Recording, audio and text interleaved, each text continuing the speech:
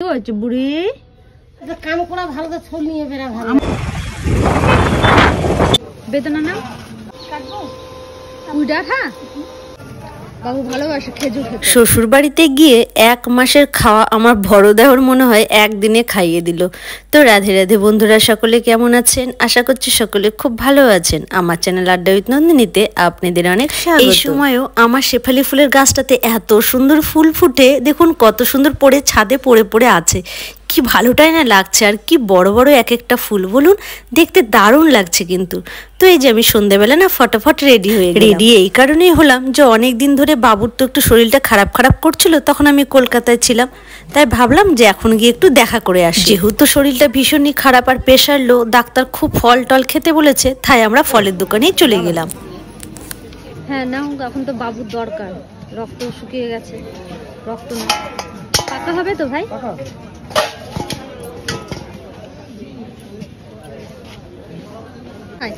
দাও খেজুরটা তাহলে দুটো দিয়ে দাও, 30 টাকা করে। হ্যাঁ দুটো দিয়ে দাও। ওইটা পড়ে আছে এর মধ্যে 250 12টাই তো করলাম। ঠিক আছে। তো ফলের মধ্যে মৌসুম্বি, বেদানা আর একটু খেজুর নিয়ে নিলাম। বাবু আবার খেজুর খেতে বেশ ভালোবাসে, আর মৌসুম্বিটা খাওয়া কিন্তু ভীষণই দরকার। তো এই যে আমরা তারপরে একটু লাড্ডু নিলাম বাড়ির জন্য, নিয়ে বেরিয়ে গেলাম। আর তখন বাজে 8:50, যেতে যেতে আমাদের এতটা রাত হয়ে গেছে। যাই হোক ফাইনালি বাড়িতে চলে এলাম। এবার দেখুন যার যেখানে শান্তি। এর আগে আমি বলেছি এই যে আমাদের ভোলুটা এই মন্দিরে শুয়ে থাকে, জানেন তো, আমাদের ভোলা বাবার কাছে। কি আর দিতে বাবা, কি মাছ রে এটা?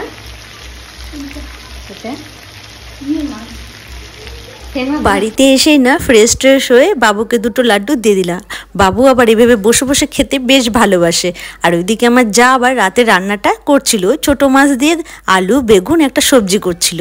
আর এই যে পরের দিন সকালে রাতের ডিনার করে তো ঘুমিয়ে গেলাম। সকালে উঠে দেখুন কত সুন্দর নদীটা না কি ভরে গেছে। তো বৃষ্টি হচ্ছে তাই অনেকটাই ভরেছে, তবে অন্যবারের তুলনায় এবার একটু কম। আর সকাল সকাল 1 কাপ চা, আর এদিকে আমার যা আবার পপকর্ন করে নিল। ভালো তো ছল নিয়ে বেড়া ভালো আমার খালি তার মধ্যে ফল ফল নাই তোমরা কাগজ চোপড় এনা খাতা নিয়ে থাকে না ঢেকে দিছি। আমাদের বাড়িতে আবার এই কাকিমাটা প্রায় এসে মুড়ি দিয়ে যায়। মুড়িগুলো বেশ ভালো, তো ফোলা ফোলা একদম লোকাল মুড়ি, খেতেও বেশ ভালো লাগে। আর আমার শাশুড়ি আবার মুড়িগুলো রাখার আগে ড্রামে করে এইভাবে চেলে নেবে, বেচে নেবে, তারপরে রাখে। ডিপ পিঙ্ক না, সেই লাগছে আমার না। এই থোকা থোকা তোমার থোকা ঘাস ফুলটাই ভালো লাগে। তারপরে কি চলে গেলাম ছাদে, একটু ছাদটাকে ঘুরতে। দেখি কত সুন্দর ফুল হয়েছে, এদিকে রজনীগন্ধা ফুল হয়েছে, ঘাস ফুল হয়েছে, বেশ ভালো লাগে কিন্তু এগুলো দেখতে বলুন। আর আমার বড় দেওর কত কিছু বাজার নিয়ে চলে এসছে, আর তার সাথে নিয়ে এসছে আজকে আবার মাটন।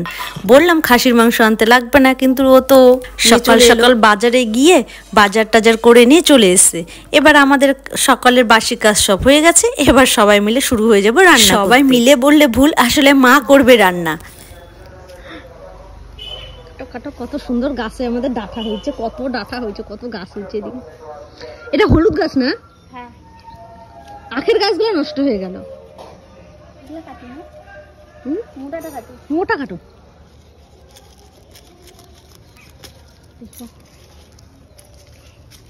এই যে এটা কাটো, এটা কাটো, এই যেটা। আমি আর আমার জানা তারপরে চলে গেলাম ডাঁটা কাটতে আমাদের জায়গায়। তো সামনে আমাদের অনেকটা জায়গা আছে, ওখানে নতুন মাটি ফেলেছে, আর প্রচুর এই যে গাছের বীজগুলো ফেলেছে, এত গাছ হয়েছে, এত ডাঁটা হয়েছে, প্রচুর গাছ হয়েছে জানেন তো। আর এই যে আমাদের ভোলা বাবা কত সুন্দর করে বসে আছে। আসলে বাড়িতে গেলে কিভাবে যে সময় কেটে যায় কিছুই বুঝতে পারি না। এত গাছপালাও লাগিয়েছে, কি ভালো লাগছে দেখতে জানেন তো। আর এদিকে আমরা দুই যা সবজিগুলো কাটতে বসে গেছি, আর মা রান্না বসিয়ে দিয়েছে।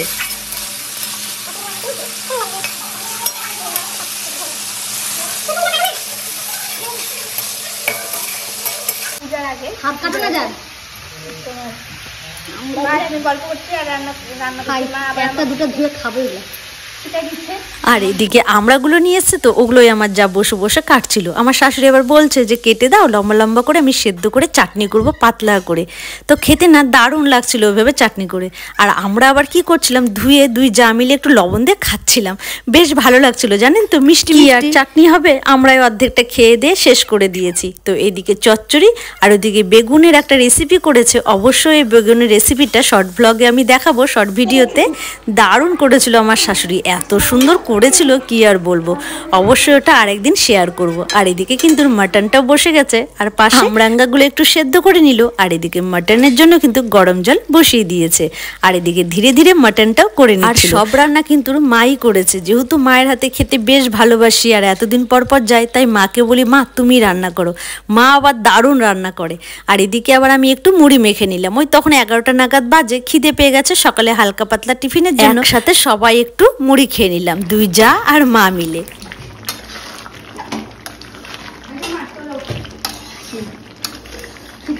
বাবু খাও তো, তুমি একটা আগে রিভিউ দাও। তারপরে দোকানদারটাকে যাই আমি দিব, একটা টাকা কমালো না। টক বাবু, আসলে মা ফল খায় না যে। টক আছে তাহলে আবার কি। আর এদিকে চাটনিটাও কিন্তু বসে গেছে। আসলে এর আগেও অনেকগুলো মৌসুম্বি নিয়ে গেছিলো ওই দোকান থেকে, তো প্রচণ্ড টক ছিল। এবারও নিয়ে গেছি, আবার যদি টক হয় তাহলে কেমন লাগে বলুন। একটা অসুস্থ মানুষের জন্য নিয়ে যাচ্ছি, উনি যদি খেতেই না পারে টকের জন্য তাহলে কেমন লাগে বলুন, কতটা খারাপ লাগে। এর আগেও খেতে পারিনি নাকি। বাবারে আরাম, শুধু আরাম না, শুধু আরাম প্রিয় না। হ্যাঁ সব কটা এখন চলে আসবে, গলায় হাত দিলে সব কটা আরাম পায়। কি হয়েছে বুড়ি? কি এগুলো না আমার মায়ের সঙ্গপঙ্গ, এগুলো নিয়ে দিন কেটে যায়। আমাদের বাড়িতে অনেকগুলো আছে। তারপরে বসে গেলাম দুপুরে এবার লাঞ্চে, সবাই স্নান টান করে পুজো টুজো করলো মা, তারপরে এসে সবাই লাঞ্চে বসে গেলাম। উফ, রান্নাগুলো যে এত সুন্দর হয়েছিল কি আর বলবো, সব কটা যেন মুখে লেগে আছে। আসলে মায়ের হাতে রান্না তো অলওয়েজ টেস্টি। সবার শেষে এইভাবে আমরা একটু হালকা পাতলা ঝোল করে চাটনি, উফ যেন পুরো জমে একদম পুরো ক্ষীর। তাহলে বন্ধুরা নেক্সট ভিডিওতে দেখা হবে। রাধে রাধে।